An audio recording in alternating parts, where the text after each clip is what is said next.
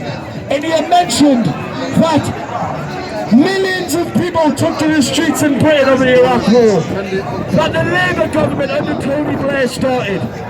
And he said what brought us together was our humanity. But guess what? Not to put a downer on things, the Stop the War movement did not stop the war in Iraq. Comrades, we have all heard 6 months of a brutality unmatched in modern times. Bombardment, siege and famine. The suspension of arms sales has extended across the political mainstream. Last week, over one has received legal advice that Israel is in breach of international law. And yet, despite all of this, David Cameron has announced that the UK government will continue to sell Israel arms. 50,000 of you have signed the petition since we launched it in the past few days. We need to have 100,000 signatures before we hand it in. They cited the ruling of the International Court of Justice in January that there is plausible evidence that Israel is committing the crime of genocide. In the last few days, the senior Conservative MP...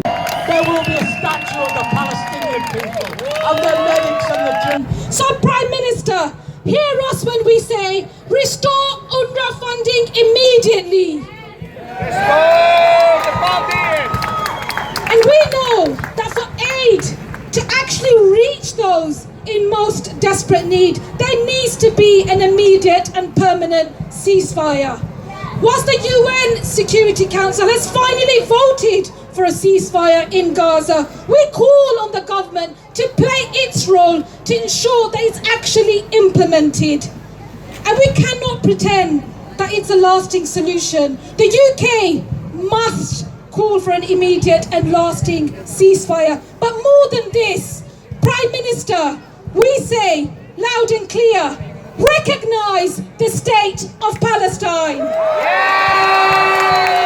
The supply of weapons to a state engaged in genocide and the violation of international law makes Britain complicit in these crimes against humanity, including the murder of British nationals. It is a betrayal of all the values we hold dear in Britain and the principles of justice and human rights that our political leaders claim to uphold. The British government has imposed arms embargoes in the past. Not doing so now is an endorsement of genocide and crimes against humanity. Brothers, sisters, and friends, our government must stop its complicity in the bloodshed and take concrete steps towards justice. These steps must include boycotts, divestment, and sanctions. And then when we make the very obvious call for a ceasefire, that's all, a ceasefire, which means you stop shooting, it means you allow people to live. We're met with the idea that somehow or other this is dangerous and unrealistic. Well, what's dangerous and unrealistic is to kill tens of thousands of Palestinians and say that is done in self-defense. And so what this also exposes is the hypocrisy of the arms trade and the arms supplies.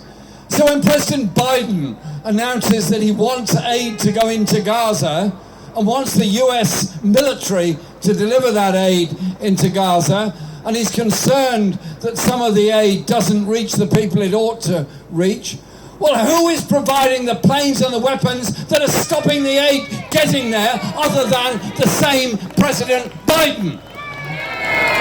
And so our demand is absolutely for a ceasefire, for a suspension of the arms trade and of the security cooperation with Israel and those mysterious flights that keep leaving RAF Akrotiri, US Air Force planes that keep landing at various airfields in Britain carrying more and more supplies. I've noticed over the last few weeks, the attitude has changed. Politicians are becoming nervous of public opinion, nervous that they're on their own, nervous that they're isolated, nervous that maybe they're just plain wrong. And when they call us a march of hate, we're a march of love. We're Jewish, we're Christian, we're Muslim, we're Hindu, we're Buddhist, we're free thinkers, we're humanists, we are men, we're women, we're children, we're all ages, all ethnicities, all languages. One thing unites us, decency and humanity and a demand for peace.